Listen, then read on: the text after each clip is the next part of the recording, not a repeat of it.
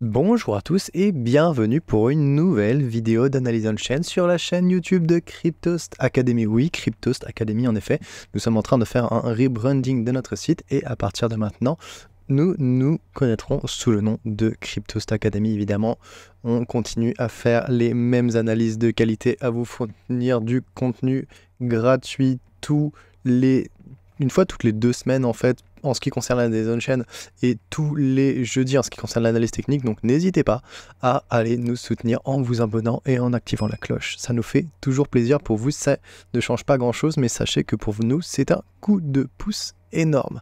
Ça fait longtemps qu'on devait parler de l'Ether, le token utilitaire ou la monnaie, dépendamment de comment est-ce que vous le définissez, du réseau Ethereum. Ça fait longtemps que vous vouliez qu'on fasse une analyse de l'Ether parce qu'on a beaucoup parlé de Bitcoin, c'est vrai qu'il reste la crypto-monnaie dominante sur les marchés, mais l'Ether depuis un petit moment avait une sous-performance assez visible et il était quand même important d'aller un peu observer ce qui se faisait en ce moment sur le marché de l'Ether afin de comprendre quelles sont les dynamiques en jeu.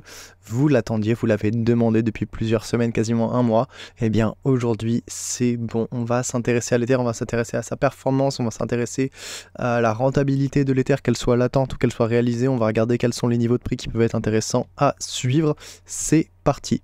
Dans l'ensemble, le prix de l'Ether, il a oscillé entre les 2200 et les 4000 pendant toute l'année 2024. On a quand même eu un sommet quasiment à 4000 $, oui, qui avait suivi la belle run qu'on avait eu en janvier, février jusqu'en mars. C'est coïncidé avec le top qu'on a connu avec BTC, donc un top. On redescend. Très très très belle bougie d'anticipation. Ici, on a fait quasiment plus 20% sur une journée, c'était quand même très très costaud. C'était dû à l'annonce de l'approbation des ETF par la SEC. Donc ensuite, on a eu le lancement des ETF et en fait, on a eu vraiment un effet de sell de news parce que le prix depuis mai n'a pas été plus haut que ce qu'il avait connu avec l'engouement de l'annonce des ETF spot par la SEC. Donc depuis ce moment-là, en fait, le prix ne fait que chuter et il est retourné récemment à ses niveaux de janvier-février, à peu près autour des 2200 $ pour un Ether. Donc on a vraiment fait un très très beau reset de ce point de vue là avec 3 touches sur le support. Actuellement on est en train d'essayer de partir, on tâte vers les 2006-2007 en ce moment, donc il y a peut-être une dynamique à aller chercher, bien que personnellement je ne sois pas extrêmement fan de l'Ether sur son utilité et sa proposition de valeur. Je suis capable de reconnaître que peut-être que certains sont intéressés par ce mouvement, donc on va aller essayer de regarder un peu plus en profondeur ce qui se passe vis-à-vis du marché de l'Ether. Bon, dans l'ensemble, si on regarde la performance de l'Ether, on se rend compte qu'il y a quand même une performance qui est dans l'ensemble négative. Si on regarde notamment sur de l'hebdomadaire, la dominance des performances négatives au cours des 5 dernières années reste très très importante, et notamment sur l'année 2023 et 2024. Les performances, elles ont été particulièrement limitées. Dominance baissière sur le cours avec des amplitudes haussières de plus en plus décroissantes. Si on exclut ce qui vient de se passer récemment, les amplitudes haussières pendant toute l'année 2024, elles ont été décroissantes, à part cet outlier qu'on a eu ici avec le pump dû à l'annonce des ETF spot. Dans l'ensemble, le marché de l'Ether, il a peiné à progresser au-dessus des 4000 $ et il a même effectué un important retracement, comme on l'a vu récemment, jusqu'aux 2200 $ au cours de cet été. Et outre la forte volatilité qu'on avait enregistrée en mars justement avec l'annonce des ETF spot, eh bien le cours de l'ETH, il n'a pas enregistré de performance haussière statistiquement élevée. Vous voyez bien ici, on a une performance extrêmement importante, assez élevée, qui va dépasser les écarts types de la performance moyenne à la hausse. Donc vraiment c'est ce pump des ETF là, et par contre c'est vraiment la seule performance significative qu'on a pu avoir depuis quasiment décembre 2020, janvier 2023, décembre 2022, alors qu'on a eu 2 performances statistiquement importantes à la baisse, une en juillet et une, en fait les 2 pendant le mois de juillet, une le 1er juillet et une à la fin du mois de juillet. On a eu 2 performances relativement basses, assez importantes. Donc on voit bien qu'on a une dominance des amplitudes baissières sur l'Ethereum en ce moment, sur l'Ether pardon, en ce moment, et qu'on n'a pas encore énormément de performances haussières qui nous permettraient de retrouver un semblant de comportement haussier et optimiste sur le marché.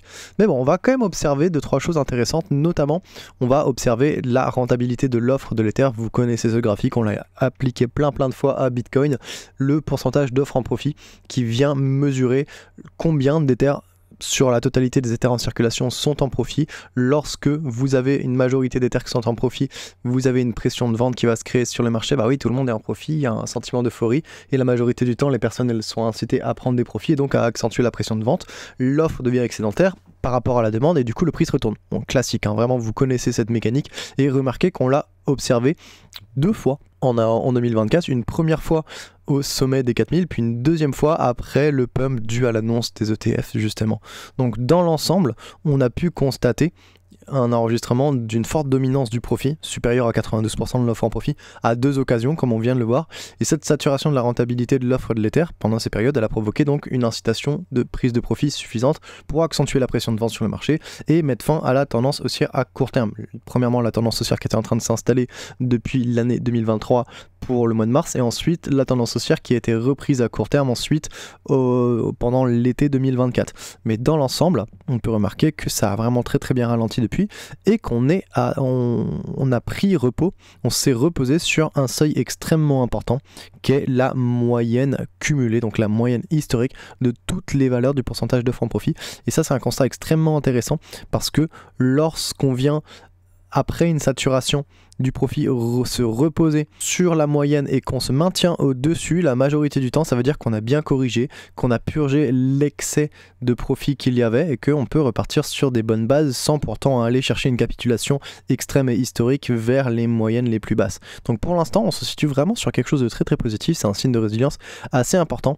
Et si on regarde un peu sur 5 ans, je vais essayer de revenir en arrière, voilà, sur 5 ans ou même sur plus, on peut se rendre compte que il y a plusieurs périodes après de la saturation du profit où on revient chercher la moyenne historique et d'habitude ça donne lieu à un bon rebond. Ça ne veut pas dire nécessairement qu'il y aura une continuation de tendance à long terme, mais ça donne quand même un très bon aperçu du soutien ou pas de la tendance à long terme. Et actuellement on a un soutien de la tendance à long terme qui reste haussière pour l'Ether malgré le fait qu'on ait une performance pas terrible et une certaine dégringolade des prix avec notamment une faiblesse vis-à-vis du ratio ETH-BTC. Ça reste pour l'instant un comportement de marché haussier, ce qui est plutôt positif pour les détenteurs d'Ether qui regardent cette vidéo. Ça peut vous donner potentiellement un minimum d'espoir vis-à-vis de ce que vous avez pu endurer au cours de l'année 2024 et je sais qu'il y en a beaucoup qui ont commencé à douter de l'Ether à cause de ça. C'est clair. Une fois qu'on a étudié la rentabilité latente de l'offre, on va regarder la rentabilité latente d'un investisseur moyen. On va se demander, ok, on a vu qu'il y avait quand même un bon pourcentage d'offres de l'Ether qui étaient en profit, à peu près 70% des Ethers détenus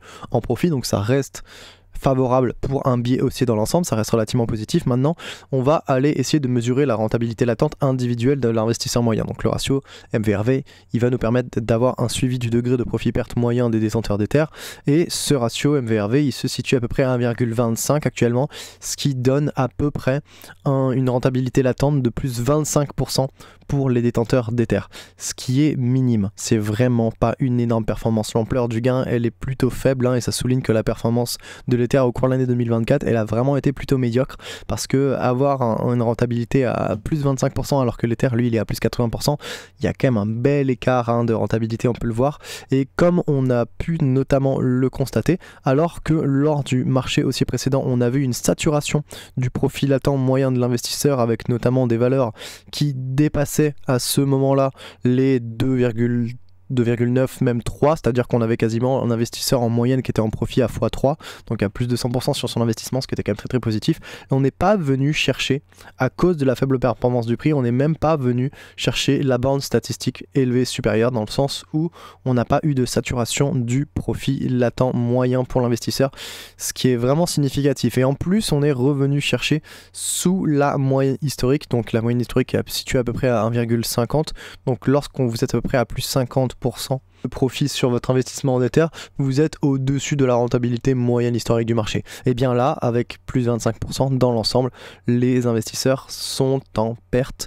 Et c'est pas pour le coup ça un signal très positif. Il faudrait idéalement récupérer cette moyenne le plus tôt possible parce que ça nous montre que la rentabilité de l'Ether et la performance moyenne d'un individu actuellement, elles sont pas incroyable et autant ça va pas nécessairement amener des comportements baissiers et de la prise de perte immédiate, autant ça va pas nécessairement catalyser un mouvement haussier très très important parce que les investisseurs sont tellement pas en profit qu'en fait ils sont dans un espèce de sentiment d'apathie. On pense souvent qu'il y a simplement l'optimisme et la capitulation, qu'il y a l'optimisme et le pessimisme, où dans l'optimisme vous allez acheter la plupart du temps et ignorer les indications baissières, alors que dans le biais pessimiste vous allez plutôt vendre et ignorer les indications haussières. Pas oublier qu'il y a aussi un sentiment un peu entre les deux qui s'appelle l'apathie, donc le sentiment de neutralité, où vous êtes influencé par rien du tout et en fait vous êtes sur un état de léthargie et d'attente, et c'est un peu ce qui se passe en ce moment vis-à-vis de la rentabilité, je pense, de certains investisseurs en Ether.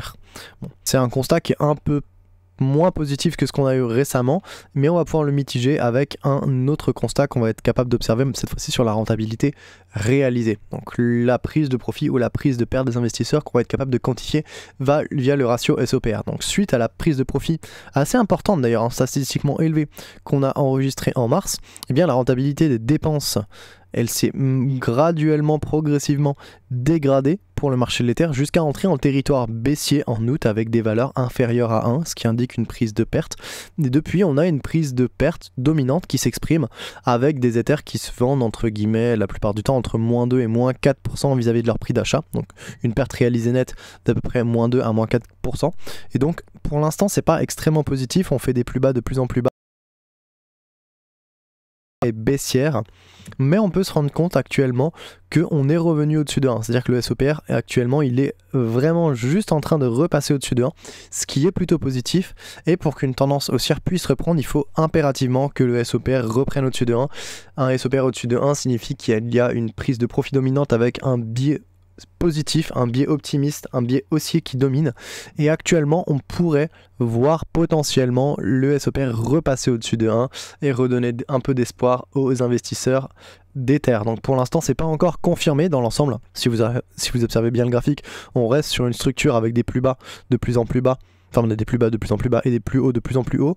Donc pour l'instant on reste dans une tendance baissière, mais on pourrait avoir une structure de retournement, parce que je doute du fait que si jamais on devait avoir un nouveau plus bas sur le SOPR de l'Ether, il serait plus bas que celui qu'on a eu précédemment. Donc on pourrait voir une structure en forme de W ou d'épaule tête-épaule avec un retournement graduel du comportement de dépense des investisseurs vers la rentabilité. Au lieu d'avoir un comportement de prise de perte, on pourrait retourner un comportement de prise de profit, ce qui la majorité du temps favorise un biais haussier et donc des comportements avec de la pression d'achat plus importante. Donc on n'est pas encore sorti de l'auberge pour l'Ether de ce point de vue-là, mais on a des prémices de potentiel retournement qui devront être confirmées. Encore une fois, on n'est pas du tout sorti de l'auberge comme j'ai dit il y a genre 30 secondes, mais il faut quand même pas ignorer ces signaux qui peuvent être relativement positifs. Un autre signal qui est assez intéressant, c'est le prix moyen d'achat sur 7 jours, qui représente un modèle du seuil entre guillemets haussier ou baissier à très très court terme, hein, pour l'Ether. Même pour le BTC, c'est une métrique qui est assez intéressante. Elle va soutenir à très court terme les tendances du prix et pour les tendances haussières, et elle va repousser le prix quand on est dans une tendance baissière. Donc ça va vraiment servir de support ou de résistance à très court terme pour ces actifs. Et qu'est-ce qu'on est capable de voir en ce moment? On est capable de voir qu'après avoir rejeté plusieurs fois ce niveau du prix moyen d'achat sur 7 jours depuis juin, eh bien le cours de l'Ether actuellement il est en train de tester une nouvelle fois ce seuil, il a même franchi, et donc ça c'est plutôt intéressant. Il faudrait voir si maintenant on arrive à rester au niveau de ce seuil et à l'utiliser en tant que support, exactement comme ce qui s'est passé entre janvier et février. Ici ce serait vraiment un cas d'école typique qu'on pourrait observer, même ce qu'on a connu avec octobre, ici ce serait assez acceptable dans l'ensemble, et donc on pourrait avoir, en cas de franchissement réussi et de soutien du prix par justement ce prix réalisé, ce prix moyen d'achat sur 7 jours, on pourrait avoir une reprise haussière qui serait envisageable pour l'Ether. Donc malgré le fait qu'on a eu une performance relativement basse pendant toute l'année 2024, eh bien la rentabilité, l'attente de l'offre et le comportement de dépenses des investisseurs, en plus de la rentabilité à très court terme, nous indiquent que l'Ether en a peut-être fini avec sa tendance baissière globale. Et je dis pas qu'il aura une performance qui dépassera celle du BTC, hein. Je dis pas que sur le ratio ETH-BTC on aura quelque chose qui sera significativement important, mais je pense pouvoir dire qu'on a des premiers signes avant-coureurs de retournement pour l'Ether, et du moins je l'espère pour ceux qui détiennent de l'Ether, ce qui n'est pas mon cas, et ce qui ne m'empêche pas de quand même avoir un point de vue objectif et dire que bon bah pour l'instant on est peut-être en fin de tendance baissière pour l'Ether et ce serait positif, ça irait bien avec la saisonnalité qu'on a été capable d'observer au cours de l'année 2023, donc un mois d'octobre plutôt haussier et ensuite une fin d'année et début d'année 2025 très haussière, donc c'est potentiellement ce qu'il pourrait se passer. Je vais juste faire un petit tour rapidement par un autre graphique, donc vous vous souvenez on a parlé de la rentabilité de l'offre, de la rentabilité de l'investisseur moyen et de la prise de profit ou de perte de l'investisseur moyen. Si vous avez regardé attentivement et que vous suivez depuis quelques temps maintenant les analyses on-chain de Cryptos Academy, vous aurez dû reconnaître que c'est exactement la méthodologie qu'on utilise pour le Bitcoin Momentum Oscillator. Et donc ce que je vous ai créé ici, c'est une variante du Bitcoin Momentum Oscillator appliquée à l'Ether. Et donc ici, vous êtes capable de retrouver les zones significatives de saturation des trois métriques précédentes avec en vert le pourcentage d'offres en profit. Lorsqu'il est vraiment très haut ou très bas, vous allez avoir un signal de 1 ou de -1. Ensuite, le MVRV, lorsqu'il est vraiment très haut ou très bas, vous allez avoir un signal +1, -1. Et enfin, le SOPR, lorsqu'il est vraiment très haut ou très bas, vous allez avoir un signal +1, -1. Et qu'est-ce qu'on est capable de voir sur le cycle de 2024? C'est exactement ce qu'on a mentionné plus tôt dans cette analyse, mais c'était important à dire, je pense, c'est qu'on a eu vraiment un pourcentage d'offres en profit très élevé et directement on a eu de la prise de profit avant même que la rentabilité moyenne des investisseurs devienne très élevée. C'est-à-dire qu'il y a eu beaucoup d'Ethers qui sont tombés dans un état de profit d'un coup et avant même que les multiples de profit atteignent x2 ou x3, eh bien il y a eu des investisseurs qui ont décidé de vendre et c'est en partie pour cela qu'on n'a pas eu de performance extrême sur l'Ether et qu'on n'est même pas allé chercher l'ATH du cycle précédent alors que sur Bitcoin ça a été le cas. Simplement parce qu'il y a eu une prise de profit très accentuée avant même que le prix ne puisse exprimer une rentabilité extrêmement élevée. Donc ce qui nous permet d'indiquer qu'on n'a pas eu de saturation à proprement parler sur le cours de l'Ether comme on a pu le voir sur les marchés précédents, ce qui nous fait penser que potentiellement on aurait une saturation qui serait bien plus élevée, aller chercher au-delà potentiellement des 4000, 4500. Pour l'instant l'ATH il se situe aux alentours des 4600, 4700 sur l'Ether.